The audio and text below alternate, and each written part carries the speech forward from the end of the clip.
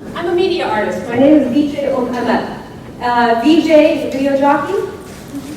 We remix. Amel is Arabic. It means mother of hope. My daughter is really Amel, and I really named her that, and it happened way before Obama's campaign. So I'm into hope.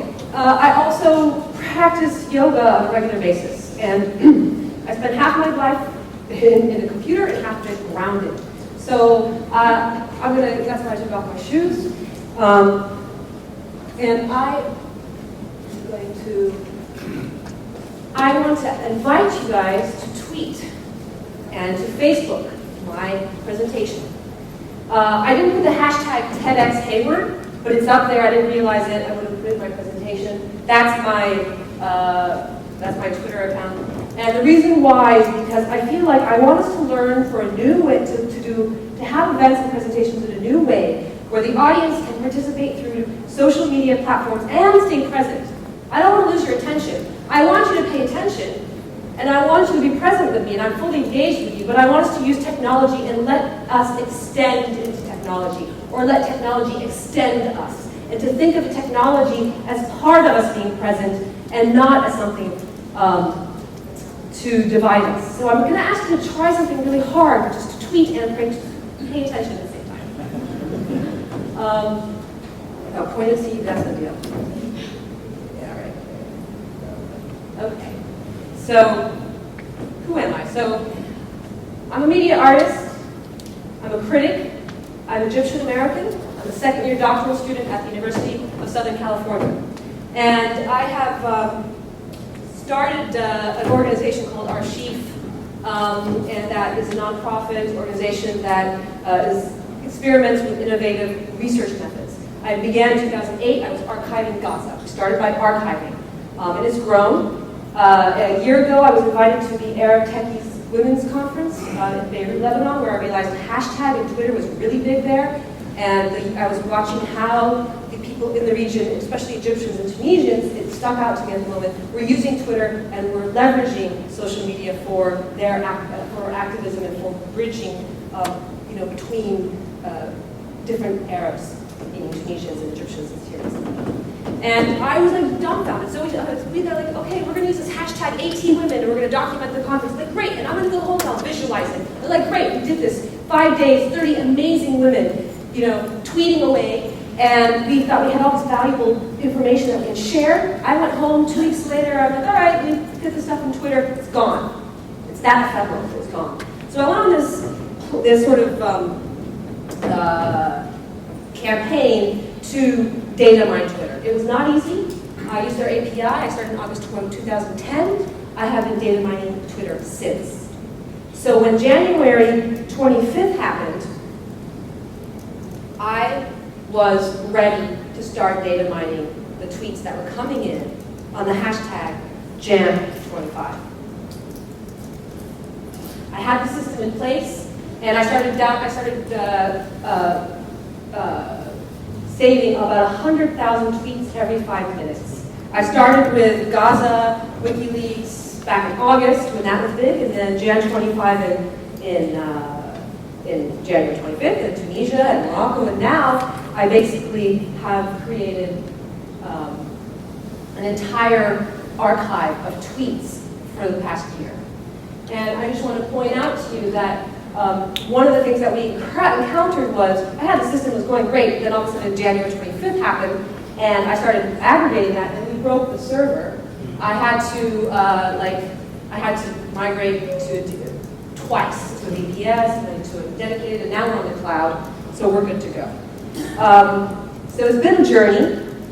And what I was able to do with Twitter was really exciting. I had saved 800,000 tweets on the hashtag Jan25 alone for over a period of 18 days from the day the revolution started on January 25th to February 12th. And because I had that corpus of data, I was able to visualize it using this is a tool called Many Eyes. It's a free tool. You guys can check it out. And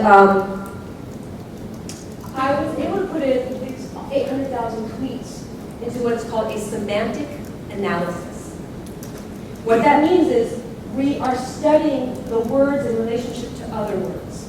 So what really popped out to me, one of the biggest results that came back, the biggest sentiments that came back to me from this data was that the people were saying that video is history.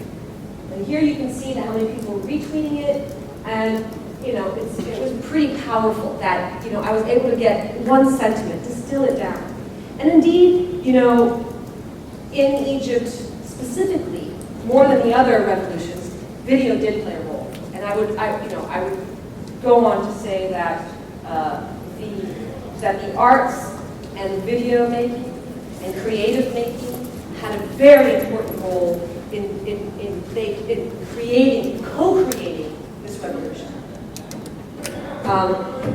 Just to go back quickly to explain how this visualization is read. This is how you read it. This is the same corpus of data, okay? And this is just a snapshot of the whole visualization. So what you have here is on the left-hand side are different choices, different connectors to connect two words together. So you want to see what words were connected by the conjunction and. What words were connected by the conjunction by the preposition at? What words were connected through the predicate is? Video is history was one of the biggest constructs. In this instance, this is when you are looking at the same data, the tweets, the 800,000 tweets, but you're looking at the words that were connected by the conjunction and. And what I found to be really interesting was that I really noticed a media convergence. Facebook and Twitter and Google were what people were tweeting about. They were even talking about it. And Facebook really took action and sort of had a more important role. I don't know, more important role, but they definitely were tweeting about Facebook more than Twitter or Google, and you can see how big Facebook is. So the conclusion that I came to, and we can all see this, is that there has been really what has affected a lot of this change is a media convergence. It's not just about Twitter or about Al Jazeera or about Facebook or Google.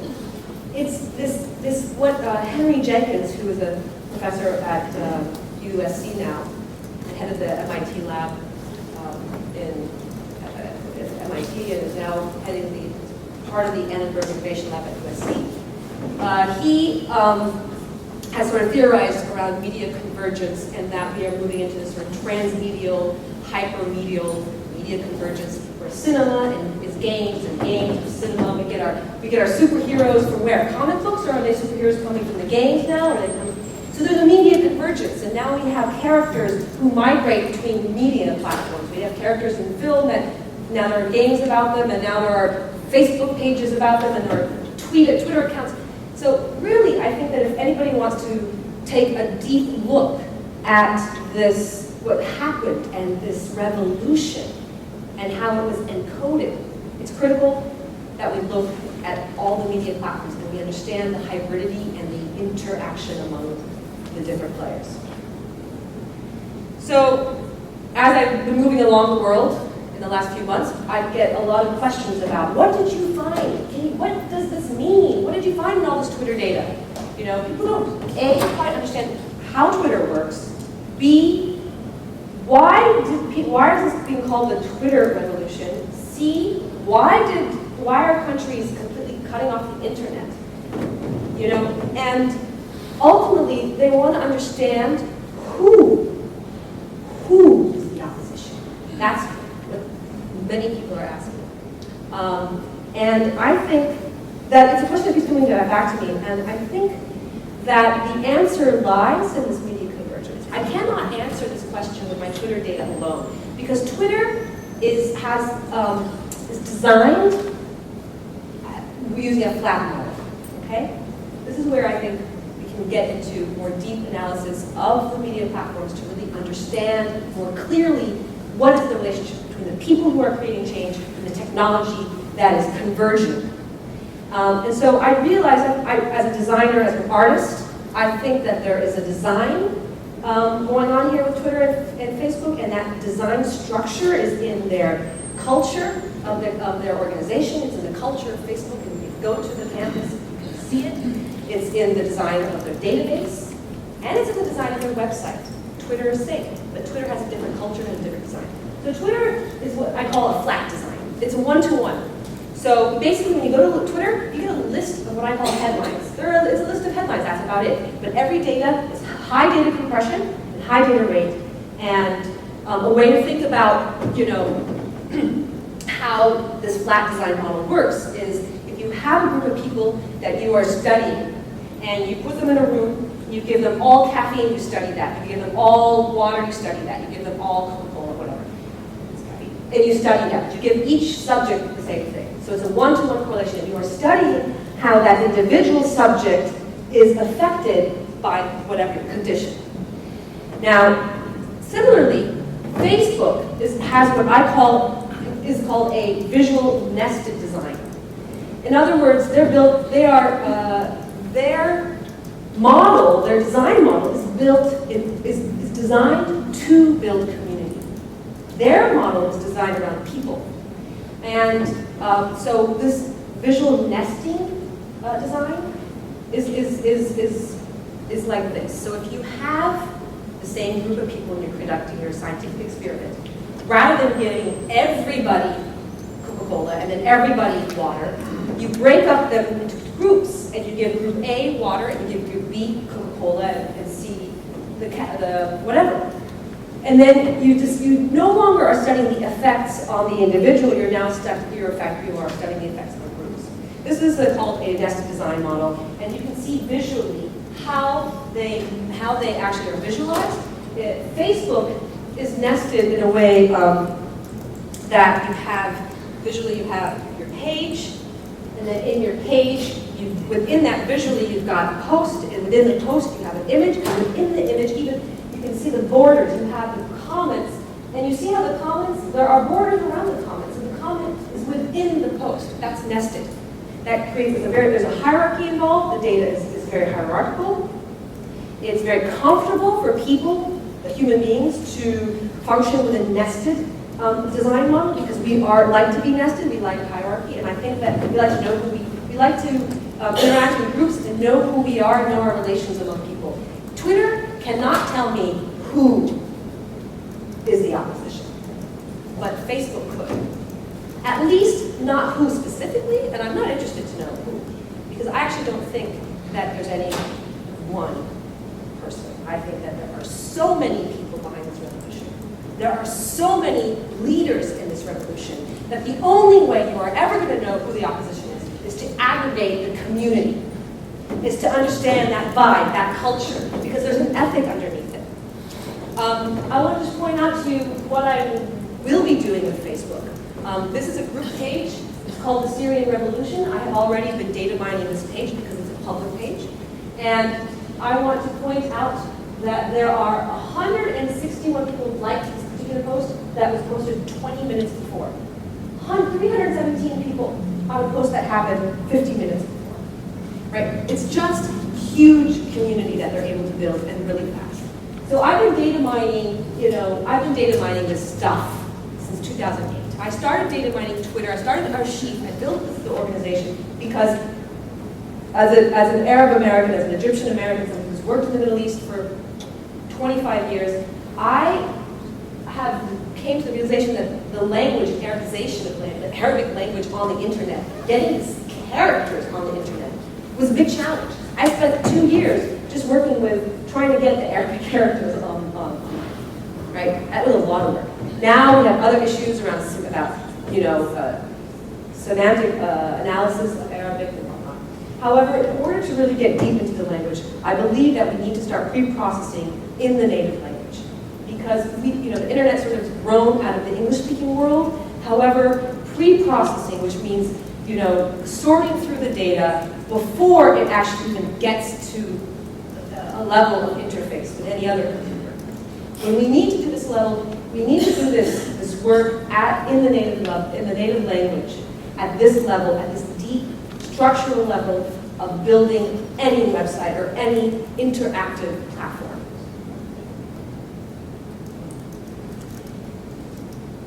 When you think about how information is designed, it's much more complicated than just creating a face. It's not just about, creating a tool. These are not just tools that we are creating. We're creating we're designing a world where we can interact. And this world is designed around information, which is very cognitive. And what happens to the body? We take our shoes off. That's what happens to the body. We can talk about that in another conversation. But I think that we need to think about research in what is called cultural analytics. So analytics is what the computer does. The computer does analytics. It's able to analyze large data. We as human beings, we do analysis. And we use language mainly to analyze. And we have a human filter, and it's always there. There's another layer, another filter in the information we're getting today, and that's through the computer. And that's another technological layer. So I'm interested in looking at and researching these cultural analytics and seeing what the social significance is of the structure of the data. I believe that the way the data is designed from the get-go, the culture of the organization that's designing it, and it has effects ultimately the insights that we learn. I use Twitter. That's why I use Facebook. I think it's important. That's how I connect with people. But I got to take off my shoes to do it, right? Because I really do want to connect with them. Thank you.